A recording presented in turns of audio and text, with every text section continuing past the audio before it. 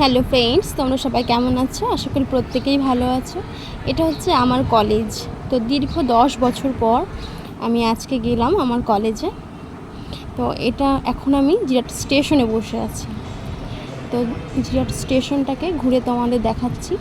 তো আমি তো প্রথমে ভাবলাম যে ট্রেনটা কি চলে গেল নাকি আমি তাড়াতাড়ি চলে এসেছি। না, পরে ভাবলাম না, ট্রেন যায়নি, আমি তাড়াতাড়ি চলে এসেছি স্টেশনে।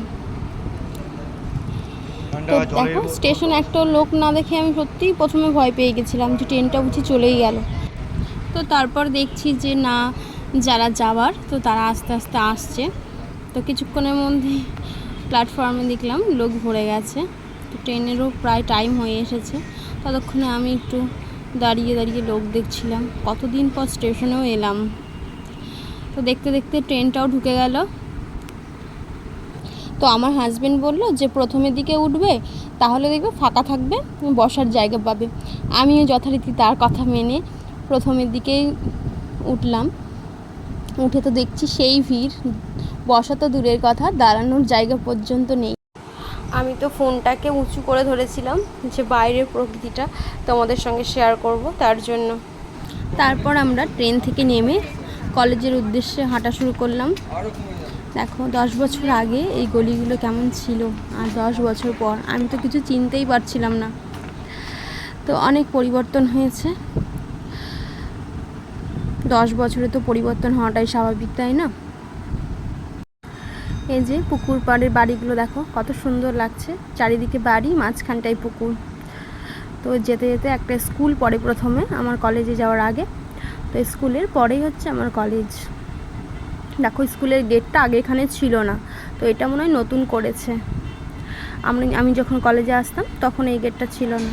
এইটা হচ্ছে আমার কলেজের নাম, কবি সুকান্ত মহাবিদ্যালয়। এটা হচ্ছে ভদ্রেশ্বরে। তো 10 বছর আগে আমি এই কলেজে পড়তাম। এই যে এখন আমি কলেজের ভেতরে ঢুকবো।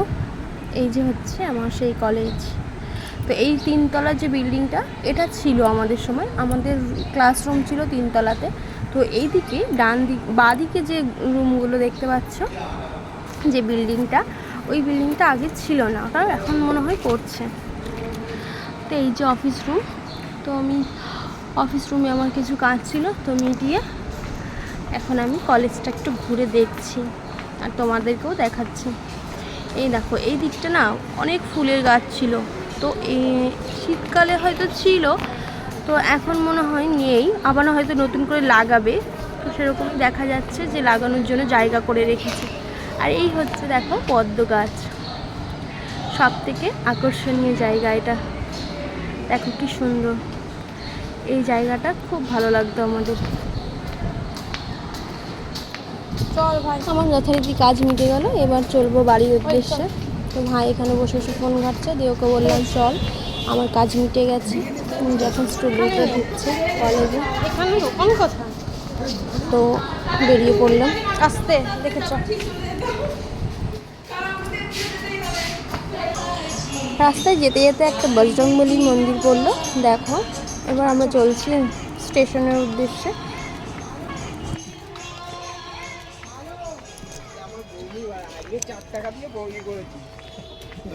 যেমন রোদ তেমনি গরম, ছাতাতেও কুলোচ্ছিল না, এত রোদের তাপ। তো আমার মাথা যন্ত্রণা শুরু হয়ে গেছে।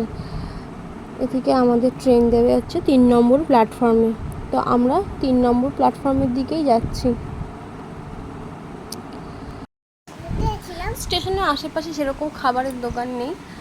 তো একটা আইসক্রিমের দোকান দেখলাম, তাও আবার সেখানে আইসক্রিম বেশি নেই। তো ভাই দুটো নিল, স্ট্রবেরি ফ্লেভারের ছিল, ওই দুটোই নিল। আর ওটা খেতে খেতে স্টেশনে চলে এলাম। স্টেশনে বসে বসে বোর হচ্ছিলাম, ট্রেনটাও আসছিল না। তো ভাই আর আমি কতগুলো ছবি তুলছিলাম বসে বসে। এটা হচ্ছে ব্যান্ডেল লোকাল। তো এরপরেই আমাদের কাটোয়া ট্রেন আসবে। দেখো ব্যান্ডেল লোকালটা কত ফাঁকা, আর কাটোয়া দেখবে কেমন ভিড় থাকে। অবশেষে কাটোয়া লোকালের দেখা পেলাম। ওই দেখো কাটোয়া ট্রেন আসছে। ট্রেনটা প্ল্যাটফর্মে ঢুকে গেছে, এবারে আমরা ট্রেনে উঠে পড়ব। দেখো ট্রেনটা কত ভিড়,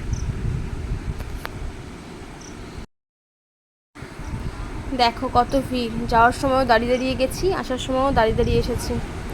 তো গরমে আর ভালো লাগছে না, তো আজকের ভিডিওটি এখানেই শেষ করছি। আর ভিডিওটি যদি তোমাদের ভালো লেগে থাকে তাহলে অবশ্যই একটা লাইক করো, কমেন্ট শেয়ার করতে ভুলো না। আর প্রত্যেকেই ভালো থেকো, সুস্থ থেকো, সাবধানে থেকো।